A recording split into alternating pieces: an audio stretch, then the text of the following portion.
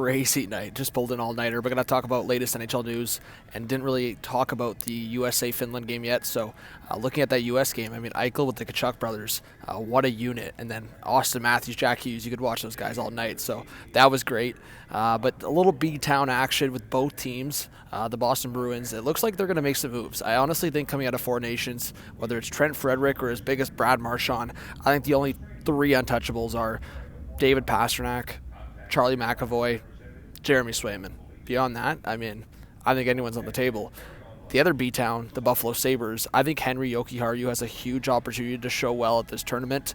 Had the goal against Team USA for Four Nations, and I mean, Team Finland's defense is thin, so Jokiharju will have a chance to show, and I mean, I think Sabres fans are ready to move on. So right shot defenseman, I was talking about it with a sports beard. I think he's a guy that maybe with a different team, different vibe. I mean, we saw it early on in his career. I think he still has a guy that he's still a guy that can do offensive things, and I think right shot is always more valuable. So I think Henry Jokiharju could be a guy. I mean, Olli Mata, another guy. These are guys that have a chance to show well for Finland. So that's kind of what I see coming out of that first game against USA. I mean, you lose 6-1 to the game, but it was a 1-1 hockey game. It was a 2-1 going into the third. From what I saw, it was fairly close, and then USA kind of just string a couple goals together, and then it gets out of their hands. But I do think that Finland has an opportunity to maybe play a tight game against Sweden, and then we'll see what happens in the final one.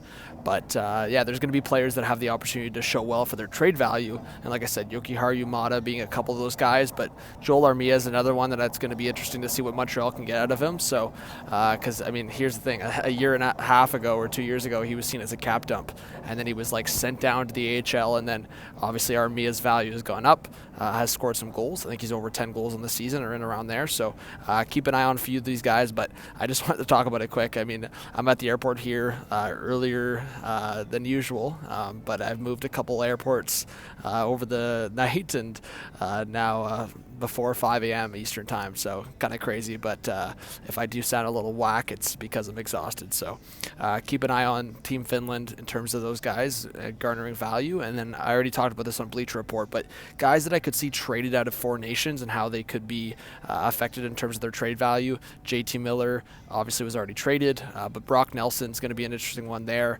so keep an eye on him. And then beyond that, I mean, Canada's got maybe a couple guys that I would look at. Like I said, Parayko was a hot take. I don't think he's going to get moved, but we'll see.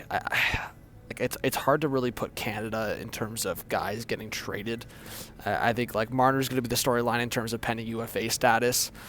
Beyond that, I mean, Marchand would be the other honorable mention. So I don't think there's too many guys in terms of Canada being dealt. I mean, the Sam Bennett one is interesting because Florida's obviously a huge contender again, but Sam Bennett's a pending UFA, so he's been kind of in rumors. And then obviously Florida's got to consider signing Bennett and signing Ekblad before they become UFAs this summer.